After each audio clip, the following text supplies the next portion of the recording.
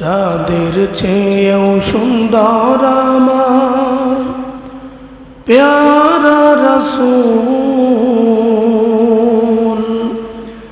যার রূপেতে ধন্য হলো তামাম জাহান কুল।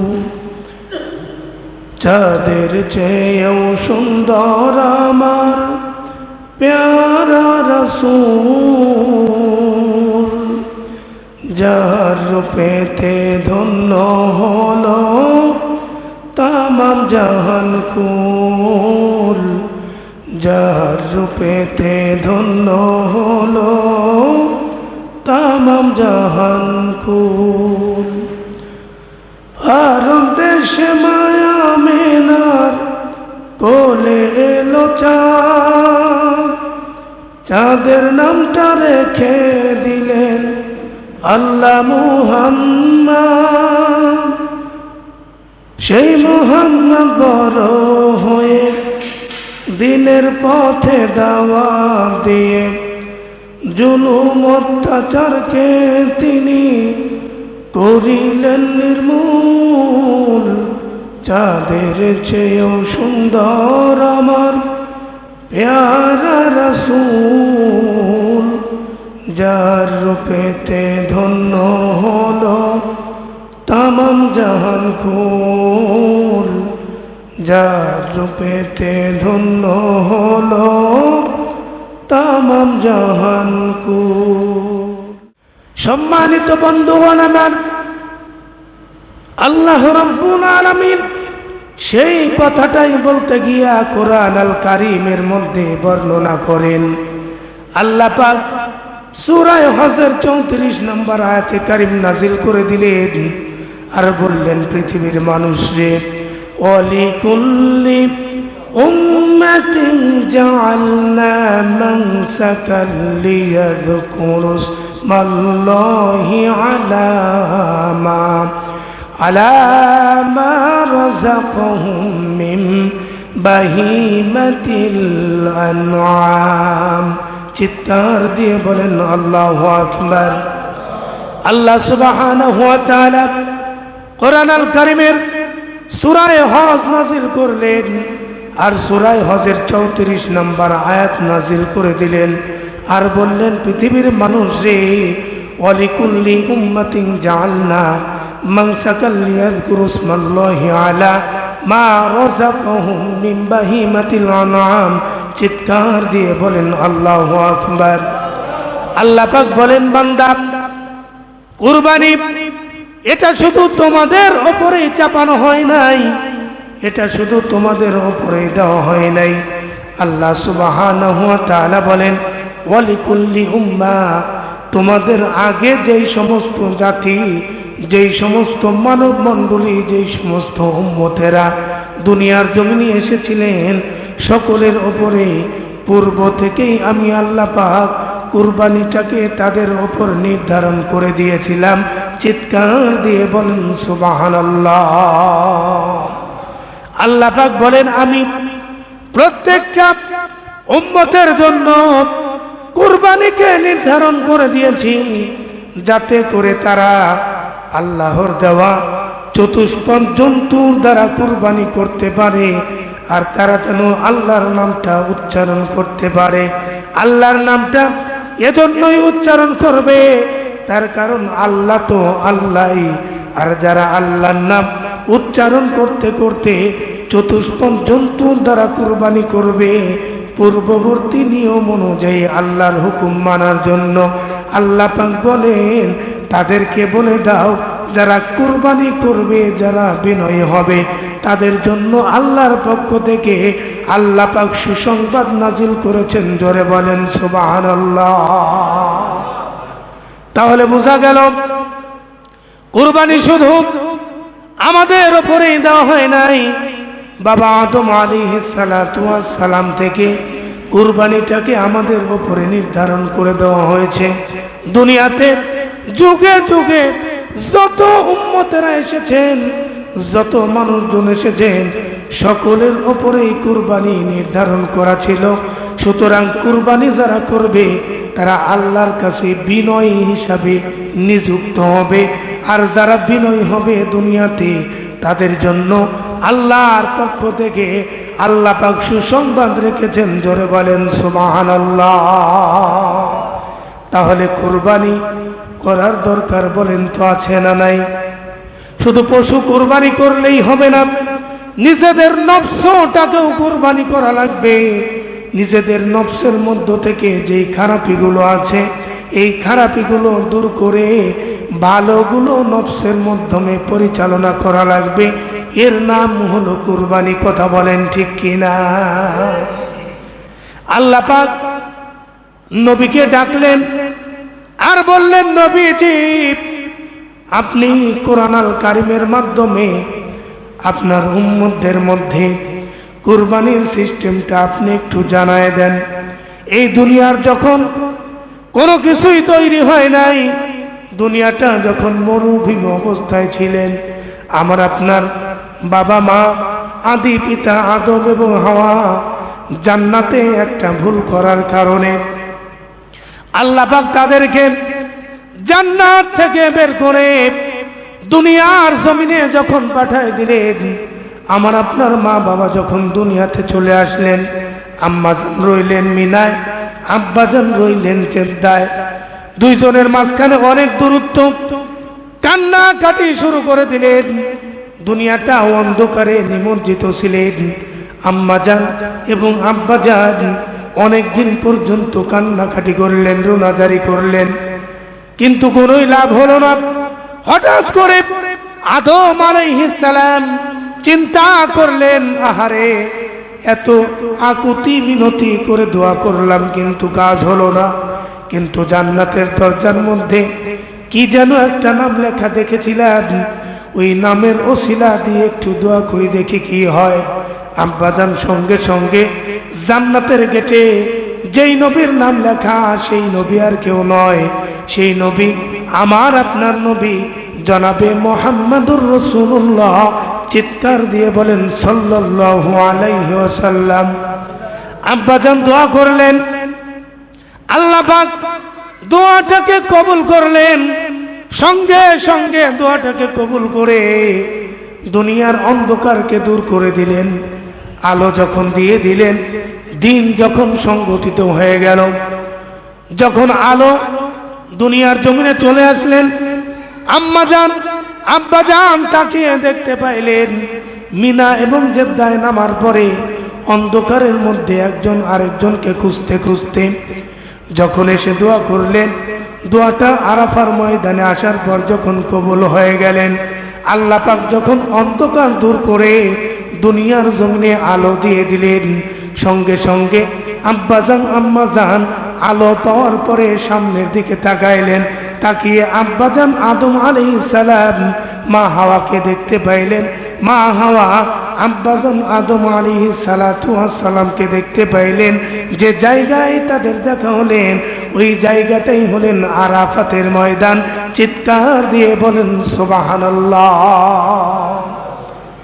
এই দুনিয়াতে আদম আলাইহিস সালাম এবং মা হাওয়া আলাইহিস সালাম দুইজন ব্যক্তি যখন একত্রিত এক জায়গায় হয়ে গেলেন, আল্লাহ পাক তাদের মাঝখান থেকে চাইলেন তাদের সন্তান সন্তানাদি দিয়ে দুনিয়াতে মানুষের আবাদ করবেন।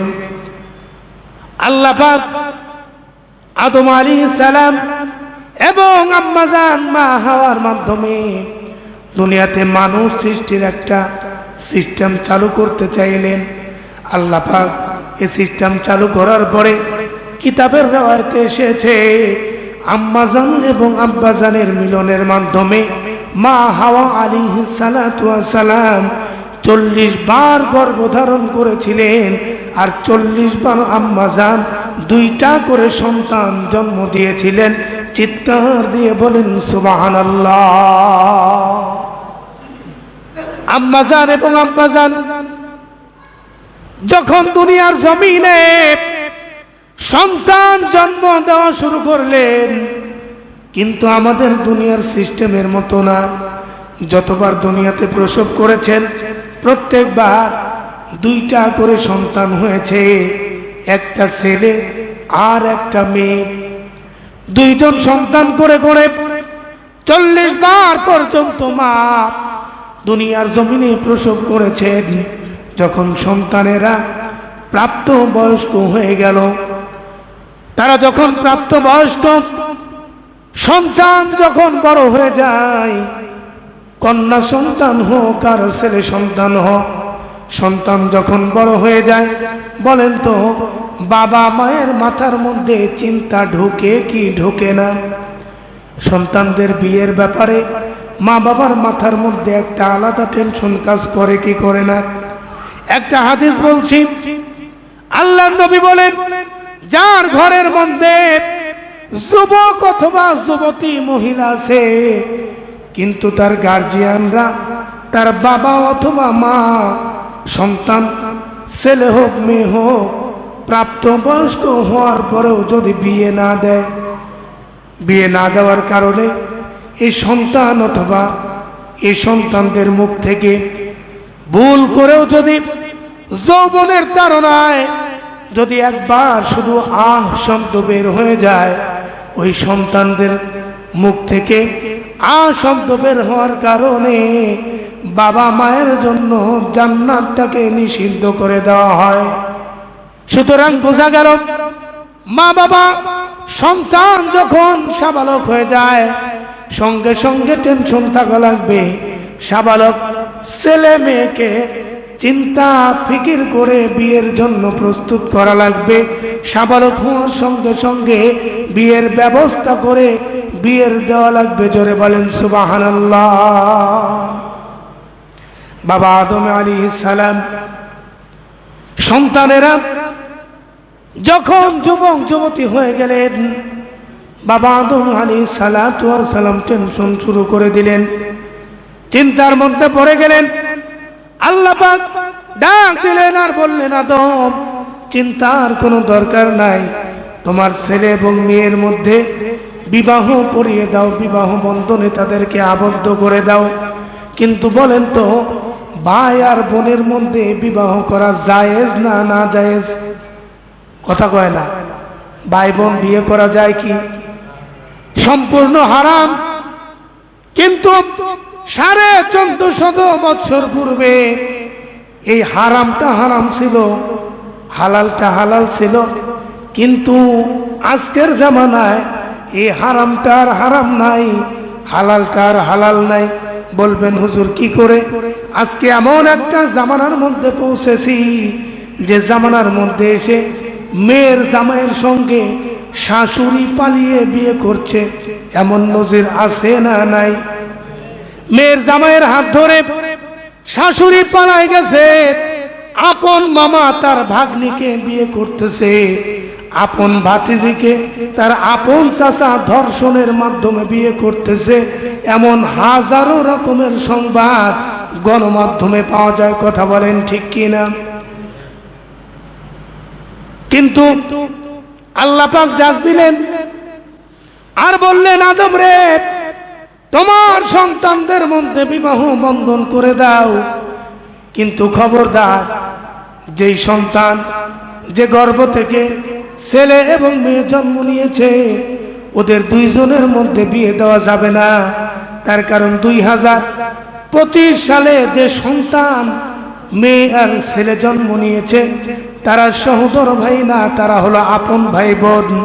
আর তার পরের বছরে অর্থাৎ 26 সালে এসে যে সন্তান আর যেই মেয়েটা জন্ম নিয়েছে, এদের সাথে 24-এর অথবা 25-এর সন্তানদের সাথে 26-এর মেয়ের বিয়ে দিলে এরা আপন ভাই বোন হবে না, এরা হবে সহোদর ভাই বোন। জোরে বলেন সুবহানাল্লাহ। আল্লাহ পাক সিস্টেম করে দিলেন, এক গর্ভের সন্তানের সঙ্গে আরেক গর্ভের কন্যার বিয়ে পড়িয়ে দাও, আরেক গর্ভের কন্যার সঙ্গে আরেক গর্ভের সন্তানের বিবাহ পড়িয়ে দাও। এটা আমি আল্লাহ সিস্টেম করে দিলাম। এইটা ওই সময় সহোদর ভাই হিসাবে আল্লাহ পাক জায়েজ করেছিলেন, যার কারণে আমি আর আপনি দুনিয়াতে আসতে পেরেছি। কথা বলেন ঠিক কিনা? আল্লাহ পাক যখন এই সিস্টেম করে দিলেন, বাবা আদম আলাইহিস সালাতু ওয়াস সালামের বড় একটা সন্তান ছিলেন, নাম হলো কাবিল। জোরে বলেন নাম কি? কাবিল। তারপরের বছরে আরেকটা সন্তান জন্ম নিলেন, যার নাম হলো হাবিল। হাবিল মানে শান্ত মেজাজ, আর কাবিল মানে কতলকারী, খুনি। এই কাবিল আর হাবিল যখন বড় হয়ে গেলেন, আল্লাহ পাক যখন অর্ডার করে দিলেন, এ আদম যাও যাও, তোমার সন্তানদের মধ্যে তুমি বিবাহ বন্ধনটা ঘটায় দাও। আল্লাহ পাকের নবী আদম আলাইহিস সালাতু ওয়াস সালাম সন্তানদেরকে ডাকলেন আর বললেন, সন্তানেরা রে, আমি তোদের মধ্যে বিবাহ বন্ধন ঘটাতে চাই, কিন্তু শর্ত হলো তোদের সঙ্গে যার জন্ম হয়েছে তার সঙ্গে তার বিয়ে হবে না। এক গর্ভের সন্তানের সঙ্গে আরেক গর্ভের মেয়ের বিবাহ বন্ধন ঘটায় দিব। চিৎকার দিয়ে বলেন সুবহানাল্লাহ। কাবিল বললেন, না না না, আমি মানতে চাই না, কারণ আমার সঙ্গে যেই বোনের জন্ম হয়েছে আমি তাকেই বিবাহ করতে চাই। আদম নবী বললেন, না না, এটা করা যাবে না। কাবিল বললেন, বাবা তুমি যে নিষেধ করছো, আমি জানতেই চাই এই সিদ্ধান্তটা কি তোমার নাকি আল্লাহর? বলে এই সিদ্ধান্তটা আল্লাহর। বলে আল্লাহর কোন সিদ্ধান্ত তুমি তো মানো নাই, তোমার ভুলের কারণে আজকে আমরা দুনিয়াতে আসছি, সুতরাং না না না, তোমার নিজের সিদ্ধান্ত আমরা মানতে পারি না, সুতরাং তোমার ভুলের কারণে আমি আমার বোনকে বিয়ে করা থেকে বিরত থাকতে পারবো না, কারণ আল্লাহ চায় কিন্তু তুমি চাও না। আদম বললেন, কি করে আল্লাহ চায়? কাবিল বলে, আল্লাহ পাক যে বোনকে আমার সঙ্গে মায়ের গর্ভে 9 মাস আমাকে একত্রিত রেখেছিলেন, এই জন্যই রেখেছিলেন যাতে করে দুনিয়াতে এসেও আমি আমার ওই বোনের সঙ্গে যুগের পর যুগ থাকতে পারি। কিন্তু এটা আল্লাহ চাইলেও তুমি চাও না, তুমি আমার সহোদর বোনের সঙ্গে বিয়ে না দিয়ে অন্য বোনের সঙ্গে বিয়ে দিতে চাও, কিন্তু আমি না না না, আমার সঙ্গে যেই বোনের জন্ম হয়েছে আমি ওই বোনকেই বিবাহ করতে চাই, অন্য বোনকে করতে চাই না। আল্লাহ নবী টেনশনে পড়ে গেলেন। আল্লাহ পাক ডাক দিলেন আর বললেন, আদম চিন্তার কোনো দরকার নাই, তুমি তোমার সন্তানদের মধ্যে আমি আল্লাহর পক্ষ থেকে কুরবানি করতে বলো। জোরে বলেন কি কুরবানি? আল্লাহ পাক সেই কথাটাই সূরা মাইদার 27 নম্বর আয়াতে ডাক দিলেন আর বললেন, ওয়াতুলু মা আলাইহিম নাবা আবনাই আদম বিল হক إذ قرب قربانا فتقبل من أحدهما। জোরে বলেন আল্লাহু আকবার। আল্লাহ পাক বললেন, নবী আপনি আপনার উম্মতদেরকে জানায় দেন, আপনার উম্মতদেরকে আদমের 2 পুত্রের বাস্তব সংবাদ, অবস্থানটা, ঘটনাটা আপনি বর্ণনা করে শোনায় দেন। তাদের মধ্যে 2 ভাইয়ের মধ্যে বিয়ে করা নিয়ে যখন একটা সমস্যার সম্মুখীন হলো, আমি আল্লাহ পাক তাদেরকে কুরবানি করার জন্য বলেছিলাম। চিৎকার দিয়ে বলেন সুবহানাল্লাহ। আদম আলাইহিস সালাম সন্তানদেরকে যখন বিয়ের জন্য বললেন, সন্তান কাবিল যখন বিবাহ বন্ধনে আবদ্ধ হতে অন্য গর্ভের বোনকে বিবাহ করতে আপত্তি জানালেন, আল্লাহর নবী বললেন, তুমি কুরবানি করার কথা বলো। কাবিলকে বলা হলো, কাবিল বললেন, কুরবানি করলে কি হবে? আল্লাহর নবী আদম বললেন, কুরবানি করো, তোমাদের মধ্যে যার কুরবানি কবুল হবে তার সঙ্গে সহোদর বোন কাবিলের সঙ্গে যেই বোনটা জন্মগ্রহণ করেছিলেন সে ছিলেন সুশ্রী, দেখতে সুন্দরী, তার নাম হলেন আকলিমা। জোরে বলেন নাম কি? আর হাবিলের সঙ্গে যেই মেয়েটা জন্মগ্রহণ করেছিলেন সে দেখতে তেমন একটা সুন্দর ছিলেন না, সে ছিলেন কুশ্রী। তার নাম কোন কোন বর্ণনায় পাওয়া যায় না, কিন্তু দুই এক জায়গায় পাওয়া যায়। তার নাম ছিল গাজা। জোরে বলেন নাম কি? এটা অনেক কষ্ট করে খুঁজে খুঁজে বের করেছি। তাজকিরাতুল আম্বিয়া এই কিতাবের মধ্যে পাওয়া যায়। হাবিলের সঙ্গে যেই মেয়েটার জন্মগ্রহণ হয়েছিল, সেই মেয়েটা দেখতে তেমন একটা সুন্দর ছিলেন না, তার নাম ছিলেন গাজা। আর কাবিলের সঙ্গে যেই বোনের জন্ম হয়েছিল, তার নাম ছিলেন আকলিমা। আকলিমা পরমা সুন্দরী। দুনিয়াতে সমস্যা তৈরি হয়েছিলেন বিবাহ করা নিয়ে, বউ নিয়ে। কথা বলেন ঠিক কিনা? আজকেও যেইখানেই মহিলা মানুষ, সেইখানেই সমস্যা আছে না নাই? পুরুষ নিয়ে এত সমস্যা হয় না, কিন্তু মহিলা মানুষ নিয়ে সমস্যা একটু বেশি। কতক্ষণ আছে না নাই? তার কারণ দুনিয়ার শুরুর লগ্ন থেকেই এই প্রথা চালু হয়ে এসেছে। কথা বলেন ঠিক কিনা? বাবা আদম যখন বললেন তোমরা দুইজন কুরবানি করো, সন্তানদেরকে কুরবানি করার কথা বললেন। কাবিল ছিলেন কৃষক। জলে বলেন কি? কাবিল ছিলেন কৃষক আর হাবিল ছিল রাখাল। হাবিল কি ছিল? রাখাল।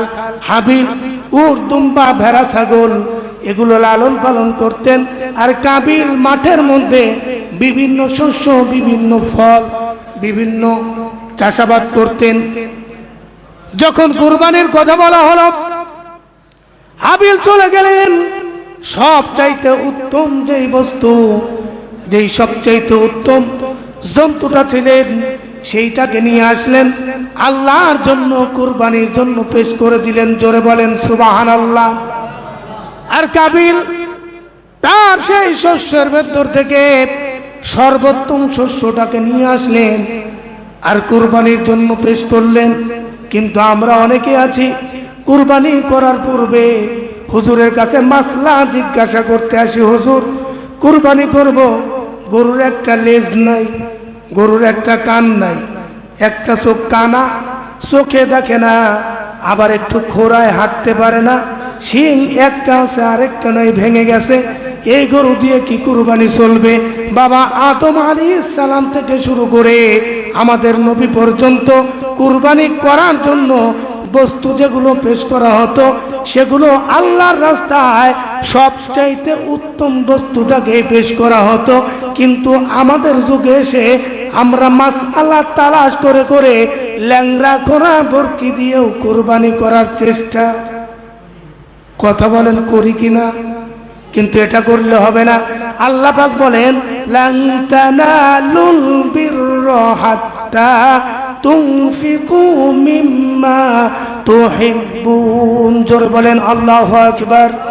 আল্লাহ পাক বলেন বান্দা, যখন আমি আল্লাহর রাস্তায় কিছু দিবা, সবচাইতে উত্তম জিনিসটাই দান করবা। জোরে বলেন সুবহানাল্লাহ।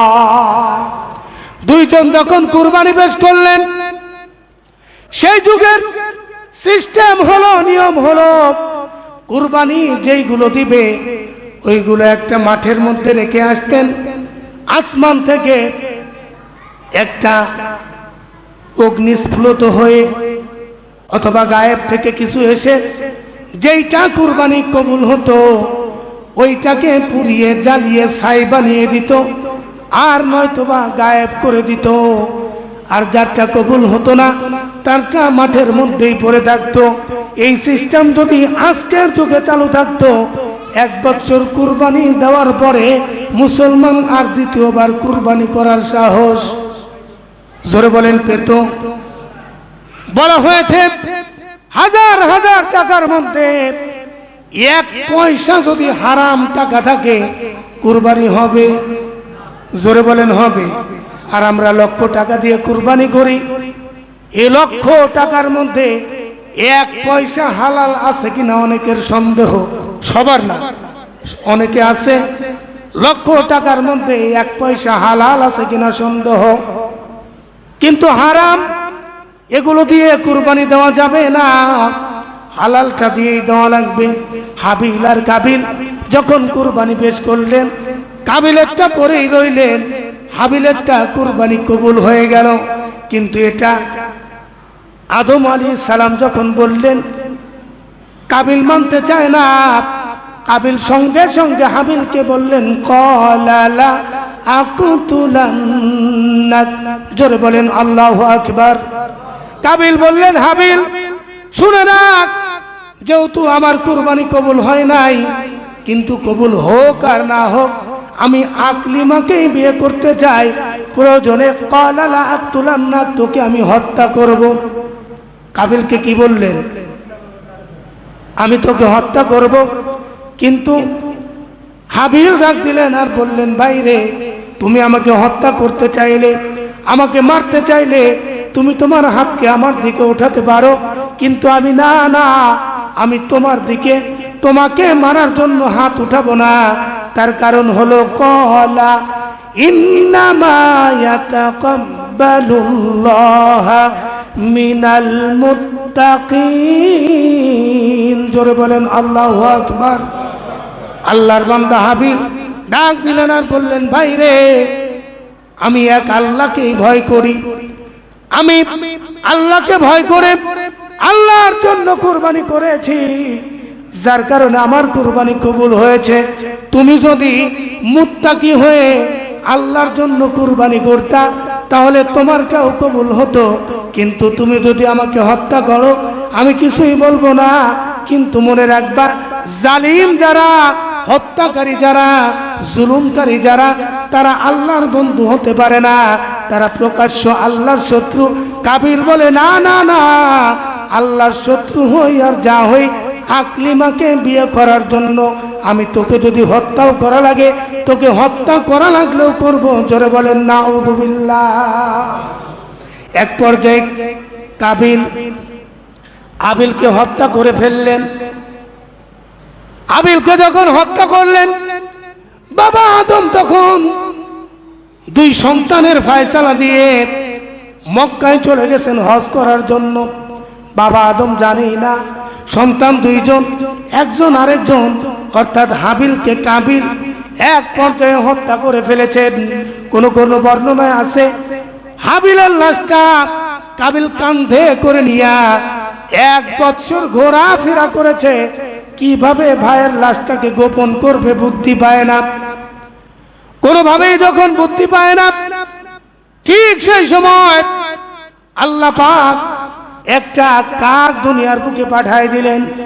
কাকটা চলে আসলেন, কাবিলের সামনে আসলেন, নিজের পায়ের দ্বারা মাটিগুলো সরাইতে শুরু করলেন আর কাবিলকে ট্রেনিং দিয়ে দিলেন, এইভাবে মাটি সরাইয়া এই মাটির মধ্যে তোমার ভাইকে দিয়া ওপর দিয়ে মাটি চাপা দিয়ে দাও, তোমার ভাইকে এই মাটির মধ্যে দাবায় দাও।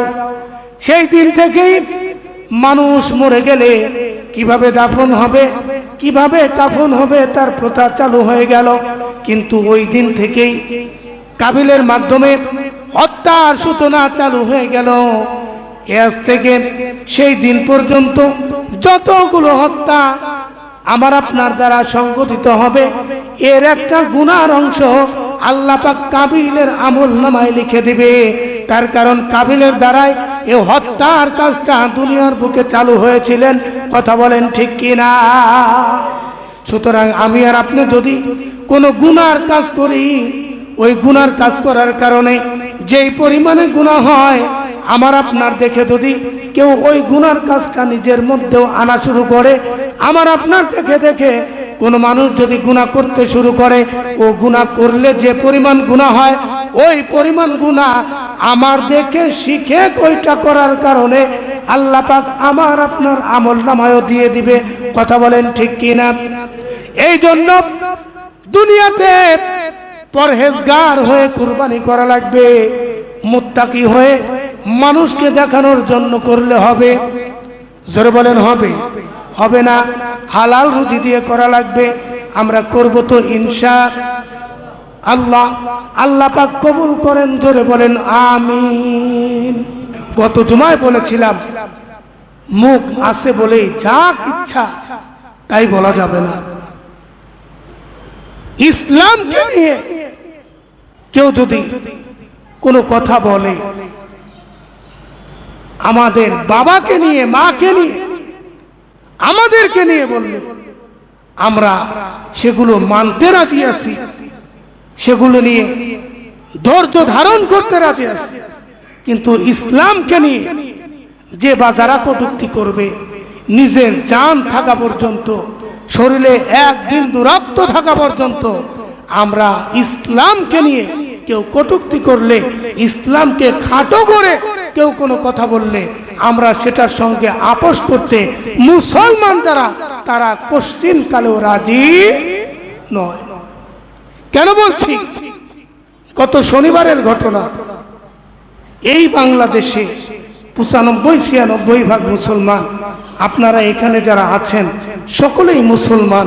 আমি আপনাদের কাছে জানতে চাই, বলেন তো ইসলামের মূল স্তম্ভ কয়টি? আপনারা জানেন না? ইসলামের মূল ভিত্তি কয়টি?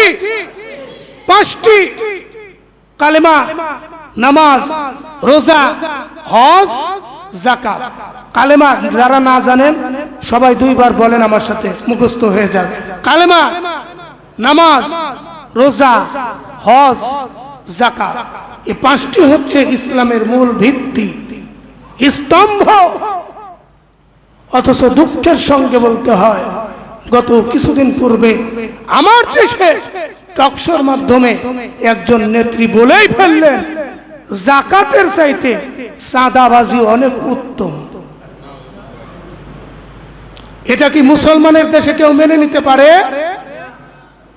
মুসলমানরা যখন তাকে পাকড়াও করেছে, সে দোষটাকে এড়ানোর জন্য বলছে, আমি কোন এক দলকে টার্গেট করে বলেছি, আমি আমার ভাষায় বলতে চাই, তুমি তোমার বাপকে বলো, মাকে বলো, যাকে ইচ্ছা তাকে বলো, কিন্তু তোমার ভাষা সংযত রেখে বলতে হবে।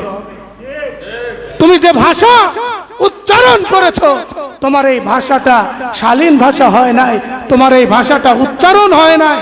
তোমার এই ভাষা উচ্চারণের পূর্বে তোমার দৃঢ়তা আরো মজবুত রেখে তোমার সেই দিকটা লক্ষ্য করে তোমার বলা উচিত ছিল। কথা বলেন ঠিক কিনা?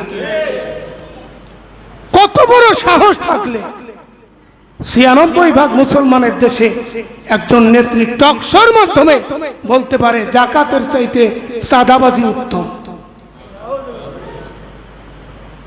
আজকের এই জুমা থেকে জানাতে চাই, প্রকাশ্যে ক্ষমা চাইতে হবে জাতির কাছে, আল্লাহর কাছে তওবা করতে হবে, নচেত কোনো সারাসারি চলবে না। এই সমস্ত কথা যারা বলে, গত জুমায় বলেছিলাম রাসূলকে নিয়ে অনেক কুলাঙ্গার আছে, তাদের মুখে রাসূলকে নিয়ে বকা দিতে পর্যন্ত বাধে না। রাসূলকে নিয়ে বলেছে, বলতে বলতে বলতে বলতে তাদের ক্ষমতা আর তাদের সাহস এত দূর পর্যন্ত গিয়েছে, এখন রাসূলকে ছেড়ে সরাসরি আল্লাহকে নিয়ে বলা শুরু করে দিয়েছে। যাকাতের যে বিধান, এটি নফল নয়, এটি ওয়াজিব নয়, এটি সুন্নাত নয়, এটি মুস্তাহাব নয়, এটি ফরজ। এই বিধান তিনি পালন করার কথা। কোরআনের মধ্যে 30টার উপরে আয়াত আছে যাকাত সম্পর্কে। এই রকম ফরজ বিধানকে নিয়ে যে বা যারা বলতে পারে যাকাতের চাইতে চাঁদাবাজি উত্তম, তুমি যে দলকে যাকে মেনশন করে বলো না কেন, তোমার ভাষা এরকম হলে মুসলমান তোমাকে ছাড় দিতে রাজি না। আল্লাহ পাক এই সমস্ত নাস্তিক মার্কা, কুলাঙ্গার মার্কা মানুষদেরকে উত্তম বুঝ দান করে ভাষা সংযত রেখে কথা বলার তৌফিক দান করেন। জোরে বলেন আমিন।